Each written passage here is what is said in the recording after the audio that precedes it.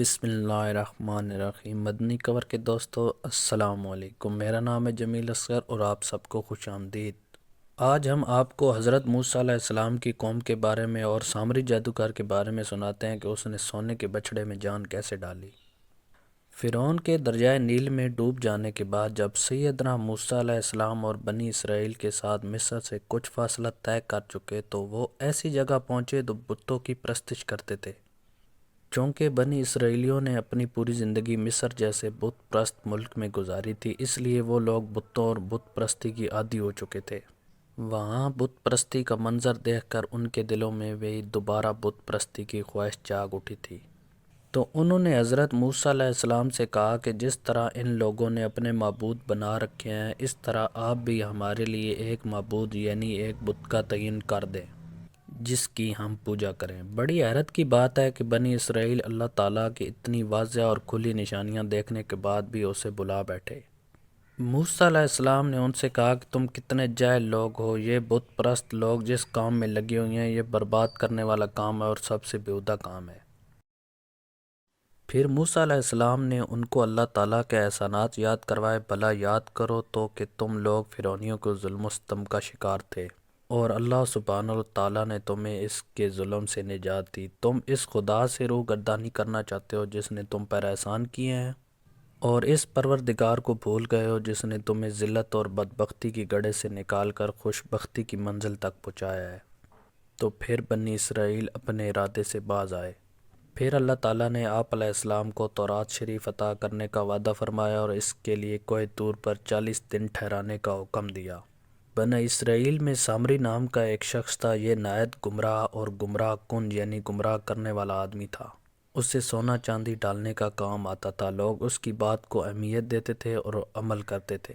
چنانچہ جب اللہ تعالیٰ سے کلام کرنے کے لیے حضرت موسیٰ علیہ السلام کوہ طور پر تشریف لے گئے تو ان کے جانے کے 30 دن بعد سامری نے بنی اسرائیل سے وہ تمام زیورات جمع کر لیے جو قبطیوں نے ان کے پاس بطور حفاظت رکھوائے تھے، یا بنی اسرائیل نے اپنی عید کے دن قبطیوں سے استعمال کی خاطر لیے تھے، اور فرعون کی اپنی قوم سمیت ہلاکت کے بعد واپسی کی صورت نہ رہی تھی، تو یہ زیورات بنی اسرائیل کے پاس تھے۔ سامری چونکہ سونا ڈالنے کا کام کرتا تھا، اس لیے اس نے تمام سونا چاندی ڈال کر اس میں سے ایک بے جان بچھڑا بنایا۔ نیز سامری کے پاس وہ مٹی موجود تھی جو اس نے حضرت سیدنا جبرائیل علیہ السلام کے گھوڑے کے قدموں کے نیچے سے حاصل کی تھی۔ چنانچہ سامری نے حضرت جبرائیل علیہ السلام کے گھوڑے کے قدموں کے نیچے سے لی ہوئی خاک اس بچھڑے میں ڈالی تو اس کے اثر سے وہ گوشت اور خون میں تبدیل ہو گیا، جبکہ بعض روایات میں آتا ہے کہ وہ سونے ہی کا بچھڑا تھا اور گائے کی طرح ڈکارنے لگا۔ یہ شعبدہ اور خلاف عادت امر لوگوں کے لیے اس قدر متاثر کن ثابت ہوا کہ اس کے بعد سامری نے لوگوں کو بہکانا شروع کر دیا کہ یہ بچھڑا تمہارا اور موسیٰ کا خدا ہے۔ چنانچہ اس کے بعد سامری نے جو لوگوں کو گمراہ کن پٹی پڑھائی تو اس کے بہکانے پر بنی اسرائیل کے 12,000 لوگوں کے علاوہ بقیہ سب نے اس بچھڑے کی پوجا کی۔ آج بھی مشرق و بت پرست لوگ اپنے بتوں کے حوالے سے شعبدے دکھا دکھا کر اپنی قوم کو بت پرستی پر لگائے رکھتے ہیں۔ یہی حال بنی اسرائیلیوں کا ہوا تھا۔ یہ لوگ اتنے بیوقوف اور کم عقل تھے کہ اتنی بات بھی نہ سمجھ سکے کہ یہ بچھڑا نہ تو ان سے سوال جواب کی صورت میں کلام کر سکتا ہے، نہ ان کی کوئی رہنمائی کر سکتا ہے، تو یہ معبود کس طرح ہو سکتا ہے؟ حالانکہ بنی اسرائیل جانتے تھے کہ رب وہ ہے جو قادر مطلق، علیم، خبیر اور ہادی ہے۔ حضرت موسیٰ علیہ السلام کے بھائی حضرت ہارون علیہ السلام نے بنی اسرائیل سے کہا، اے میری قوم، تم اس بچھڑے کے فتنے میں مبتلا ہو گئے ہو۔ تمہارا پروردگار رحمان ہے، یہ بچھڑا تمہارا پروردگار نہیں، لہٰذا میری پیروی کرو اور میرا حکم مانو۔ حضرت ہارون علیہ السلام نے اپنی قوم کو سخت تنبیہ کی مگر انہوں نے آپ علیہ السلام کی بات نہ مانی اور اپنے برے عمل پر قائم رہے۔ دوسری طرف حضرت موسیٰ علیہ السلام اپنے رب عز و جل کی مناجات سے مشرف ہو کر کوہ طور سے اپنی قوم کی طرف واپس پلٹے، تو چونکہ اللہ تعالیٰ نے انہیں خبر دے دی تھی کہ سامری ان کی قوم کو گمراہ کر دیا ہے، اس لیے آپ علیہ السلام بہت زیادہ غم و غصے میں بھرے ہوئے تھے۔ آپ کا غصہ سامری اور اپنی قوم کے جیلوں پر تھا جس نے بچھڑے کی پوجا کی، کیونکہ اللہ تعالیٰ نے حضرت موسیٰ علیہ السلام کو پہلے سے بتا دیا تھا کہ انہیں سامری نے گمراہ کیا ہے۔ حضرت موسیٰ علیہ السلام نے اپنی قوم سے فرمایا، تم نے میرے بعد کتنا بڑا کام کیا ہے، بچڑے کو معبود بنا لیا اور بغیر بقیہ لوگوں نے روکنے میں پوری کوشش نہ کی، تم لوگوں نے جلد بازی کی اور حکم خداوندی آنے کا بھی انتظار نہیں کیا جو میں لینے گیا تھا۔ اس کے بعد حضرت موسیٰ علیہ السلام نے تورات کی تختیاں زمین پر ڈال دیں اور اپنے بھائی کے سر کے بال پکڑ کر اپنی طرف کھینچنے لگے، کیونکہ حضرت موسیٰ علیہ السلام کو اپنی قوم کا ایسی بدترین معصیت میں مبتلا ہونا نہایت شاق گزرا تھا۔ تب حضرت ہارون علیہ السلام نے حضرت موسیٰ علیہ السلام سے کہا، اے میرے ماں کے بیٹے، میں نے قوم کو روکنے اور ان کو واعظ و نصیحت کرنے میں کمی نہیں کی، لیکن قوم نے مجھے کمزور سمجھا اور قریب تھا مجھے مار ڈالتے، تو تم مجھ پر دشمنوں کو ہنسنے کا موقع نہ دو اور میرے ساتھ ایسا سلوک نہ کرو جس سے وہ خوش ہوں اور مجھے ظالموں کے ساتھ شمار نہ کرو۔ چنانچہ حضرت موسیٰ علیہ السلام نے اپنے بھائی کا عذر قبول کر کے بارگاہ الہی میں عرض کی، اے میرے رب، مجھے اور میرے بھائی کو بخش دے اور ہمیں اپنی خاص رحمت میں داخل فرما، تو رحم کرنے والوں میں سب سے بڑھ کر رحم فرمانے والا ہے۔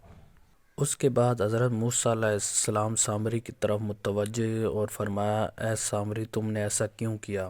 سامری نے کہا، میں نے وہ دیکھا جو بنی اسرائیل کے لوگوں نے نہ دیکھا۔ حضرت موسیٰ علیہ السلام نے فرمایا، تو نے کیا دیکھا؟ اس نے کہا، میں نے حضرت جبرائیل علیہ السلام کو دیکھا اور انہیں پہچان لیا، وہ گھوڑے پر سوار تھے۔ اس وقت میرے دل میں یہ بات آئی کہ میں ان کے گھوڑے کے نشان قدم کی خاک لے لوں، تو میں نے وہاں سے ایک مٹھی بھر لی، پھر اسے اپنے بنائے ہوئے بچھڑے میں ڈال دیا۔ میرے نفس نے مجھے یہی اچھا کر کے دکھایا اور یہ فعل میں نے اپنی ہی نفسانی خواہش کی وجہ سے کیا، کوئی دوسرا اس کا باعث و محرک نہ تھا۔ سامری کی یہ بات سن کر حضرت موسیٰ علیہ السلام نے اس سے فرمایا، تو چلا جا، بس بے شک زندگی میں تیرے لیے یہ سزا ہے کہ تو کہے گا نہ چھونا، اور بے شک تیرے لیے ایک وعدے کا وقت ہے جس کی تجھ سے خلاف ورزی نہ کی جائے گی، اور اپنے اس معبود کو دیکھ کر جس کے سامنے تو سارا دن ڈٹ کر بیٹھا رہا، قسم ہے ہم ضرور اسے جلائیں گے، پھر ریزہ ریزہ کر کے دریا میں بہائیں گے۔ تمہارا معبود تو وہی اللہ ہے جس کے سوا کوئی معبود نہیں، اس کا علم ہر چیز کو محیط ہے۔ چنانچہ سامری کا مکمل بائیکاٹ کر دیا گیا اور لوگوں پر اس کے ساتھ ملاقات، بات چیت، خرید و فروخت حرام کر دی گئی، اور اگر اتفاقاً کوئی اسے چھو جاتا تو وہ اور چھونے والا دونوں شدید بخار میں مبتلا ہو جاتے۔ وہ جنگل میں یہی شور مچاتا پھرتا تھا کہ کوئی مجھے نہ چھوئے، اور وہ وحشیوں اور درندوں میں زندگی کی دن انتہائی تلخ اور وحشت میں گزارتا رہا۔ اس کے بعد حضرت موسیٰ علیہ السلام کو حکم ہوا کہ گائے کی پوجا کرنے والوں کو معافی دلوانے کے لیے 70 آدمی ساتھ لے کر کوہ طور پر حاضر ہوں۔ چنانچہ حضرت موسیٰ علیہ السلام نے ہر گروہ سے 6 افراد منتخب کر لیے، چونکہ بنی اسرائیل کے 12 گروہ تھے، اور جب ہر گروہ میں 6 آدمی چنے تو 2 بڑھ گئے۔ اور جب حضرت موسیٰ علیہ السلام نے ان سے فرمایا کہ مجھے 70 آدمی لانے کا حکم ہوا ہے اور تم 72 ہو گئے، اس لیے تم میں سے 2 آدمی یہیں رہ جائیں، تو وہ آپس میں جھگڑنے لگے۔ اس پر حضرت موسیٰ علیہ السلام نے فرمایا، رہ جانے والے کو جانے والے کی طرح ہی ثواب ملے گا۔ یہ سن کر حضرت کالب اور حضرت یوشی رہ گئے اور کل 70 آدمی آپ کے ہمراہ گئے۔ یہ 70 افراد ان لوگوں میں سے تھے جنہوں نے بچڑے کی پوجا نہ کی تھی۔ حضرت موسیٰ علیہ السلام نے انہیں روزہ رکھنے، بدن اور کپڑے پاک کرنے کا حکم دے دیا، پھر ان کے ساتھ طور سینا کی طرف نکلے۔ جب پہاڑ کے قریب پہنچے تو انہیں ایک بادل نے ڈھانپ لیا۔ حضرت موسیٰ علیہ السلام ان کے ساتھ اس میں داخل ہو گئے اور سب نے سجدہ کیا۔ پھر قوم نے اللہ تعالیٰ کا کلام سنا جو اس نے حضرت موسیٰ علیہ السلام سے فرمایا کہ یہ کرو اور یہ نہ کرو۔ تو اللہ تعالیٰ نے بنی اسرائیل کے بارے میں جو حکم دیا تو وہ توبہ کے لیے اپنی جان دینا تھا۔ جب کلام کا سلسلہ ختم ہونے کے بعد بادل اٹھا لیا گیا تو یہ لوگ حضرت موسیٰ علیہ السلام کی طرف متوجہ ہوئے اور کہنے لگے، توبہ میں اپنی جانوں کو قتل کرنے کا جو حکم ہم نے سنا اس کی تصدیق ہم اس وقت نہیں کریں گے جب تک کہ اللہ تعالیٰ کو اعلانیہ دیکھ نہ لیں۔ اس پر حضرت موسیٰ علیہ السلام کے دیکھتے ہی دیکھتے انہیں شدید زلزلے نے آ لیا اور وہ تمام افراد ہلاک ہو گئے۔ یہ دیکھ کر حضرت موسیٰ علیہ السلام نے گڑ گڑا کر بارگاہ الہی میں عرض کی، کیا تو ہمیں اس وقت کام کی وجہ سے ہلاک فرمائے گا جو ہمارے بے عقلوں نے کیا؟ یہ تو نہیں مگر تیری طرف سے آزمانا، اور اس کے ذریعے جسے چاہتا ہے گمراہ کرتا ہے اور جسے چاہتا ہے ہدایت دیتا ہے۔ تو ہمارا مولا ہے، تو ہمیں بخش دے اور ہم پر رحم فرما، اور تو سب سے بہتر بخشنے والا ہے، اور ہمارے لیے اس دنیا میں اور آخرت میں بھلائی لکھ دے۔ بے شک ہم نے تیری طرف رجوع کیا۔ اللہ تعالیٰ نے حضرت موسیٰ علیہ السلام سے ارشاد فرمایا، میں جسے چاہتا ہوں اپنا عذاب پہنچاتا ہوں، اور میری رحمت ہر چیز کو گھیرے ہوئی ہے۔ تو ان قریب میں اپنی رحمت ان کے لیے لکھ دوں گا جو پرہیزگار ہیں اور زکوٰۃ دیتے ہیں اور ہماری ایتوں پر عمل لاتے ہیں۔ اس کے بعد اللہ تعالیٰ نے ان مردوں کو زندہ فرمایا اور یہ واپس بنی اسرائیل کے پاس لوٹ آئے۔ یہ واقعہ بھی نبی علیہ السلام کی سفارش کرنے کی ایک مثال ہے، اور نبی کی شفاعت حق و ثابت ہے، اس سے دنیا و دین کی آفتیں ٹل جاتی ہیں۔ حضرت موسیٰ علیہ السلام نے ان سب کی سفارش فرمائی جو ان کے کام آئی۔ جب بنی اسرائیل کو معلوم ہوا کہ ان کے لیے توبہ اور معافی کی صورت یہ ہے کہ جنہوں نے بچڑے کی پوجا نہیں کی ہے وہ پوجا کرنے والوں کو قتل کریں، اور مجرم راضی ہو خوشی سکونی کے ساتھ قتل ہو جائیں، تو وہ لوگ اس پر راضی ہو گئے۔ اور صبح سے شام تک جب 10,000 اور بعض روایات کے مطابق 70,000 قتل ہو گئے، تو وہ جو لوگ باقی بچے، تب ایک بار پھر حضرت موسیٰ علیہ السلام اور حضرت ہارون علیہ السلام نے گڑ گڑاتے ہوئے بارگاہ حق میں ان کی معافی کی التجا کی۔ اس پر وحی آئی کہ جو قتل ہو چکے ہیں وہ شہید ہیں، اور جو باقی بخش دے گی ہیں، اور قاتل و مقتول سب جنتی ہیں۔ اور یاد کرو جب موسیٰ علیہ السلام نے اپنی قوم سے کہا، اے میری قوم، تم نے بچڑے کو معبود بنا کر اپنی جانوں پر ظلم کیا، لہٰذا اب اپنے پیدا کرنے والوں کی بارگاہ میں توبہ کرو، یوں کہ تم اپنے لوگوں کو قتل کرو، یہ تمہارے پیدا کرنے والے کے نزدیک تمہارے لیے بہتر ہے، تو اس نے تمہاری توبہ قبول کی، بے شک وہ بہت توبہ قبول کرنے والا مہربان ہے۔